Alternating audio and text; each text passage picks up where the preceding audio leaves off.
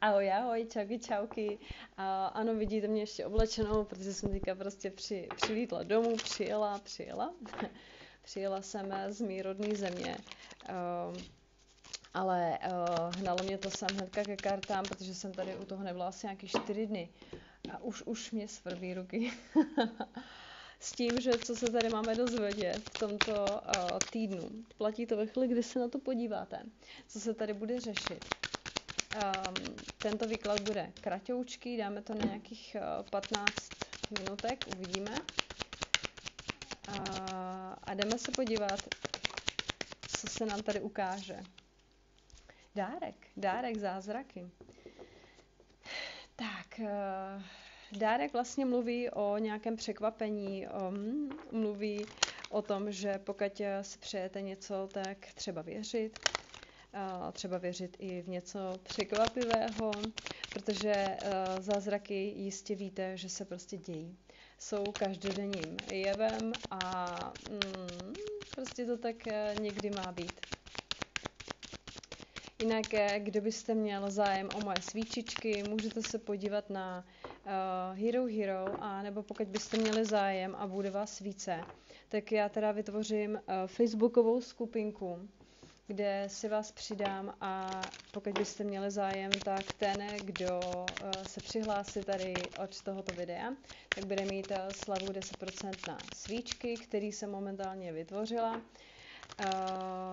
Takže se tam budete moct podívat, ale pokud teda máte zájem o to kouknout, co tam nového budu přidávat, tak by jsem vytvořila Facebook, ale jenom teda jakože zatím díky vám, protože já jinak dávám na Hero zatím, ale muselo by vás být minimálně aspoň 10, aby jsem se do toho pouštěla, protože to taky bere nějaký čas a i energii na to, aby jsem vůbec něco takového vytvořila a tak. Takže dejte mi vědět, když vás bude minimálně aspoň 10, že ano, zařiď Facebook na svíčky a 10 lidí se tam přidá, nebo aspoň olajkuje ten jeden nápad,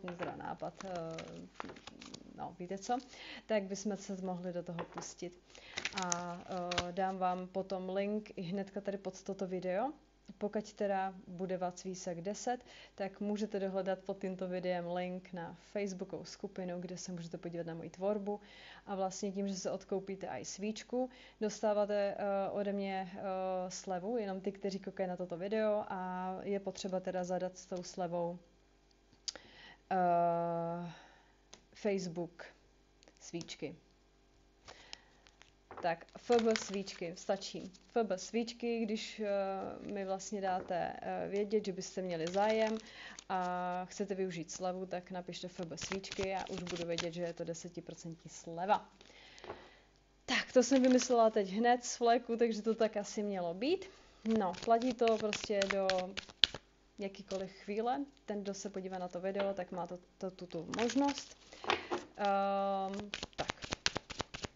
Takže dárek, ano, vidíte, tak tentokrát máte dárek ode mě, že si můžete vybrat 10% slevu, což se zrovna asi teďka hodí, což si myslím, že je skvělý a vlastně mě tím velmi pomůžete, podpoříte tu moji tvorbu a podle toho zase se uvidí, jestli i toto mám jako nějak dál rozšiřovat nebo ne. Takže to tak na začátek, pokračujeme. Dárek. A máme tady okno a další kartička strom. To jsou nádherné karty. Jak kdybyste otevírali okno na ten strom toho života, jak kdybyste se otevírali něčemu, co k vám přichází, jak kdybyste začínali něco tvořit, jak kdybyste se do něčeho nového pouštěli, jo? Nebo jste byli jakoby otevření novému vztahu, nebo nový práci, jo? Nebo novým nějakým vašim návykům, což je úplně nádherný. Ten strom jasně znázorňuje sílu a i energii. Na to, abyste vlastně vy mohli tvořit, je potřeba ta síla, je potřeba i ta energie. Pokud nebudete mít sílu a budete vibračně dole na úkor energie, tak samozřejmě tvořit nepůjde. Nebudete se tak moc otevřít tomu novému. Ale mám tady naopak právě to velmi pozitivní pro některé z vás. Strom také znázorně a ukazuje, že všechno má svůj čas a i svůj smysl. Strom vede také k uzemnění, a to proto, abyste dosáhli jakoby vyšších cílů, abyste jakoby víc vyrostli, musíte být uzemněný, pevně ukotvený, jo? Tak jako vztahy musí být taky uzemněný, každý sám za sebe, aby mohlo vlastně ten strom života u těch dvou lidí vlastně vykvést. Je důležité, aby ty dva lidé se vlastně uzemnili a mohli tvořit vlastně jakoby, jo, ten strom. Tak a okno? To symbolizuje zase, že vy jste otevření, máte bystrou mysl, otevření, přijímáte to nové. A také chci vám říct, že vlastně každý jsme strůjcem svého vlastního štěstí, ale bohužel i toho neštěstí. Takže 555. Dost často teďka tyto čísla vidím. Dost často. Můžete mi dát taky vědět informaci, jestli i vy, protože zrovna i dneska jsem narazila na jeden výklad od paní, která zrovna dávala na výklad karet na toto číslo 555, takže také zajímavé. No, jinak to číslo také něco znamená, si můžete když tak vygooglit. Tak, čas sklizně. Je to tady prostě. Sklízíte úrodu v podobě nějakého materiálního zabezpečení, nebo také pro některé tady ocenění za něco, čeho jste vy dosáhli, nebo čemu vy se věnujete. Jo. Ze shora vám vlastně gratulují, pokud tady někdo dělá nějaký posun, nebo do něčeho se pouští a věří si v to, co tady vlastně začíná, nebo pokud se třeba i někdo stěhuje nebo mění práci, takže oni vám vlastně tam ze shora gratulují, že bravo, zvládáte to všechno s lehkostí, máte k životu velmi zralý a vyrovnaný postoj, což je taky úžasný. Je teda potřebné se zaměřit na to, co přesně chcete, jo? To je ta víra v sebe, naplnění si toho vlastního poháru, to je spokojenosti. A jakmile vy se naplníte ten pohár z té spokojenosti, potom teprve může přijít všechno ostatní. Takže ta nová příležitost se mi tady ukazuje a i ta bohatá sklizeň, nějaká odměna, která k vám přichází. To je vlastně ta karta toho dárku, to je ta odměna. Tak, zase okno, tady je, ale vlastně mluví to o tom, pardon, že vy, když jste nežili to, po čem jste toužili, tak samozřejmě, že ta motivace, ten posun do ničeho nemohl být jakoby nakopnutý, nešlo to. Protože vy jste se dostali do určitého stereotypu. Jo? A potom jste byli v tom rozcestí, karta rozcestí, která se mi tady ukazuje hnedka na začátku, vám vlastně mluví o tom, že máte následovat hlas svého srdce. A vy pokud nevíte, jakým směrem se máte vydat, zrovna teď mi to napadlo, protože my jsme o víkendu dost cestovali, my jsme nachodili asi nějakých dost kilometrů, to je jedno, ale dost. No a tam taky vlastně bylo několik rozcestí, ale stále prostě máte se zaměřovat na ten hlas toho srdce. Jo, že ta jakoby intuice nebo ten pocit váš dovede na to správné místo. Samozřejmě my jsme šli podle vyznačených bodů, ale vlastně taky odpověď je to, že to, jakým vy se směrem vydáte, tak sami sebe se máte zeptat, co vám dělá radost. Jo? Ale pro některé tady určitě nedělalo radost to, že tady bylo vlastně zaseknutý v tom stereotypu, což je logický, ale vy vlastně jste někteří z vás se sami sebe zeptali, co vlastně chcete ve vašem životě. Někdo z vás se mi tady probudil k nějaké nové činnosti, k něčemu novému, prostě to, co jste třeba nedělali, nebo jste se do toho dlouho nepustili, tak tentokrát se mi do toho pouštíte.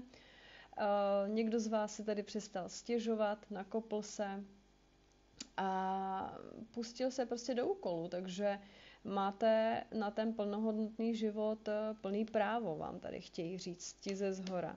Jo? To rozhodnutí vlastně je jenom na vás. Pokud jste byli na tom rozcestí, tak vy přesně víte, že to, do čeho jste se pustili, je ta vaše správná cesta. Protože proč? Protože to, co vlastně cítíte, že je to správné, vám bude přinášet radost. Což je krásný. Takže to je ta správná volba. Tak. No, muž vůle. Co nám tady chce říct tento charismatický muž činu? To jsou zase dvě různé energie. Pokud jsou tady muži, tak si to otočte, nebo jste to možná vy. Tito muži jsou charismatický, jsou takový výřečný, mají humor. Každopádně jejich silnou stránkou je vůle. Vůle a ten člověk si jde za svými činy, protože mám tady muž činu. Je to člověk, který nejenom, že je jakoby takový průbojný, ale může jakoby být i trošku tvrdohlavý. Ten muž může ovládat i finanční nebo materiální svět. Je to opravdu akční muž, ten, co se mi tady ukazuje. 2 čtrnáctky. Co nám chce říct tato energie?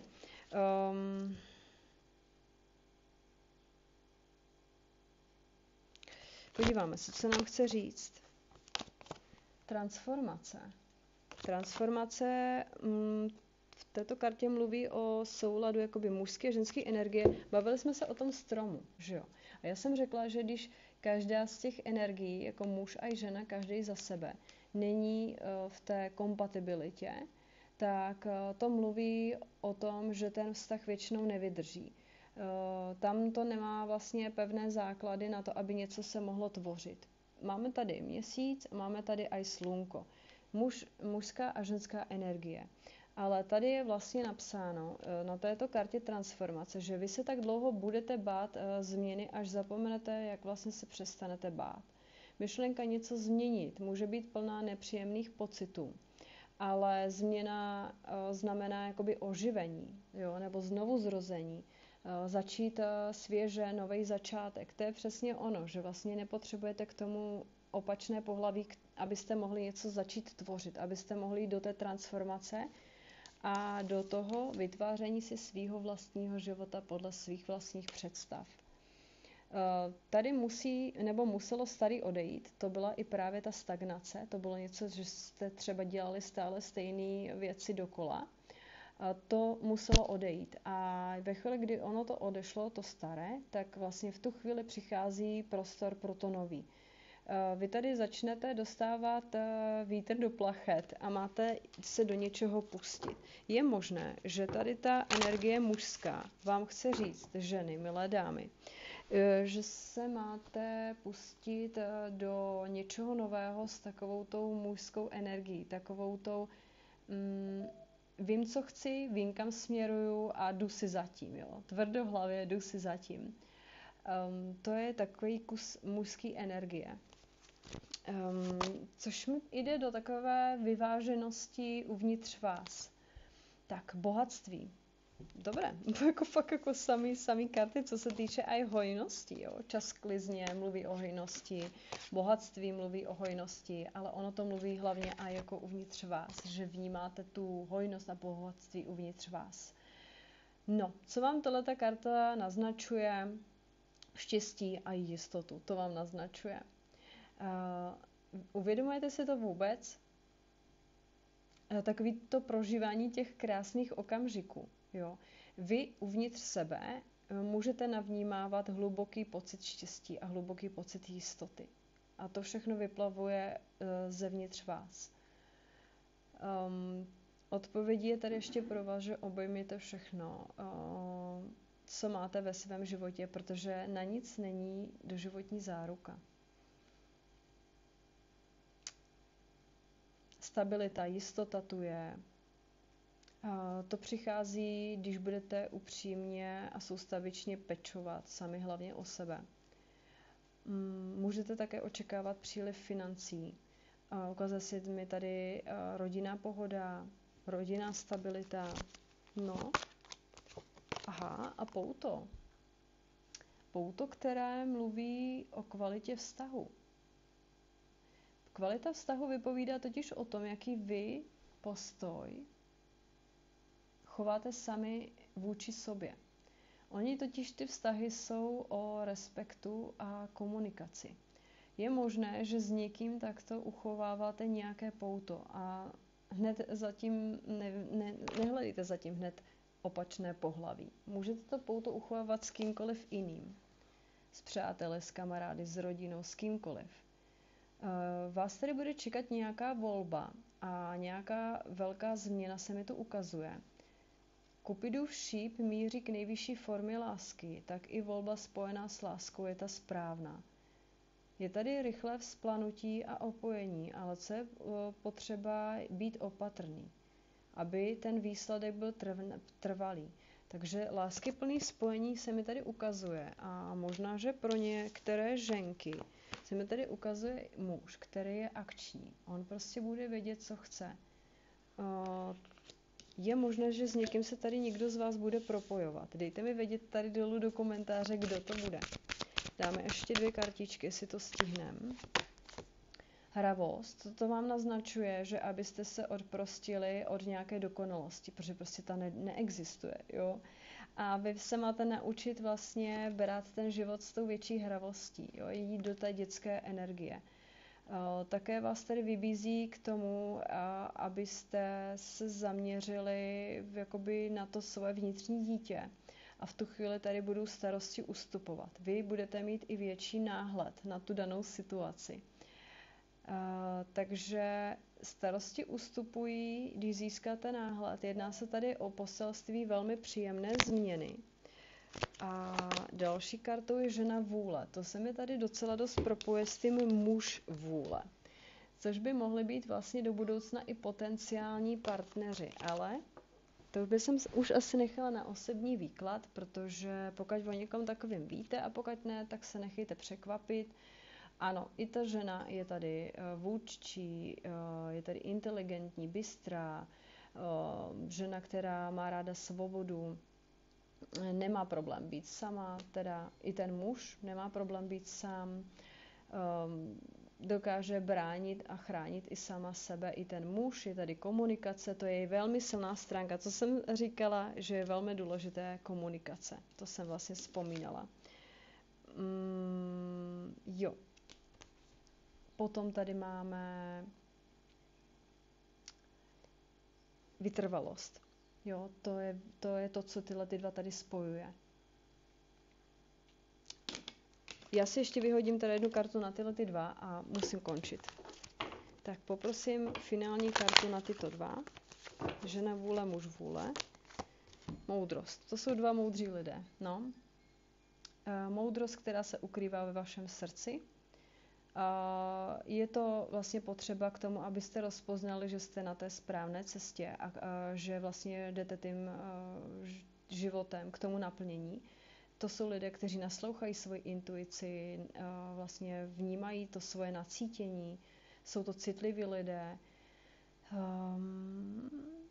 Vy tady vlastně tyto lidé rozpoznávají i správné odpovědi, které vy hledáte. To znamená, že vy budete tyto lidé vědí, co chtějí, dokáží jakoby přijmout tu odpověď pro ně samotný.